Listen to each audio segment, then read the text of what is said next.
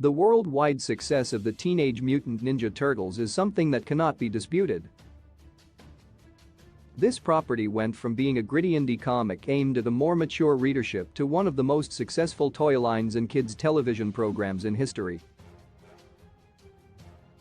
Due to its immense success, there were sure to be plenty of rip-offs, as everyone wanted a piece of the proverbial pie, and now, TMNT has seemingly reclaimed one of the most blatant copies that arose during the height of the franchise's success, and TMNT did so in truly epic, and possibly inadvertent, fashion.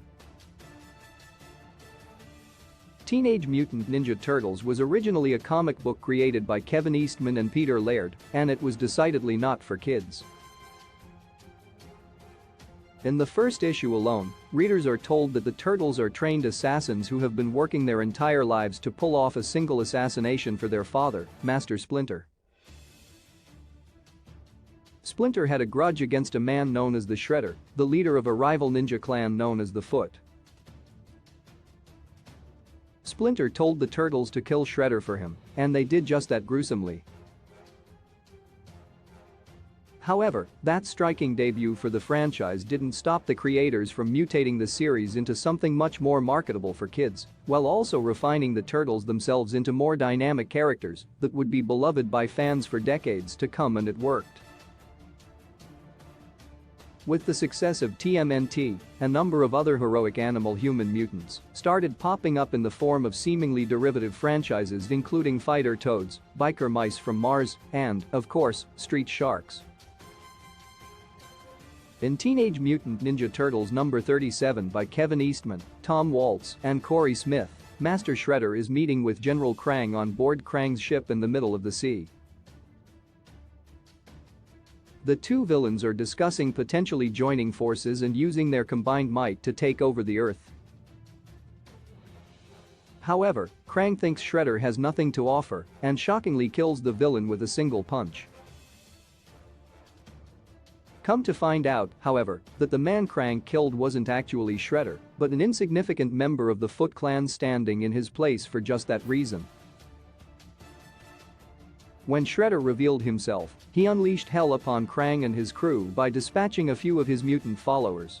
A mutated owl called Koya and a mutated shark named Bludgeon. This TMNT issue marked the official debut of the mutant shark, Bludgeon, and it was insanely epic in more ways than one. Not only is the character himself a force to be reckoned with, but his mere existence is the perfect reclamation of a genre created entirely by the Teenage Mutant Ninja Turtles itself. If it wasn't for the success of TMNT, it is likely a series like Street Sharks, the main characters of which Bludgeon is incredibly reminiscent of, wouldn't have been made at all. This isn't to say that Street Sharks doesn't stand on its own, as it is an incredibly fun universe with tons of awesome elements, beyond being similar to TMNT, but the fact of the matter is TMNT undeniably changed the game for these types of properties and seemingly paved the way for their success. While the existence of a man-shark mutant within Teenage Mutant Ninja Turtles canon doesn't automatically make the character a callback to one of the more popular TMNT imitations in recent memory, it would be incredibly satisfying if it was.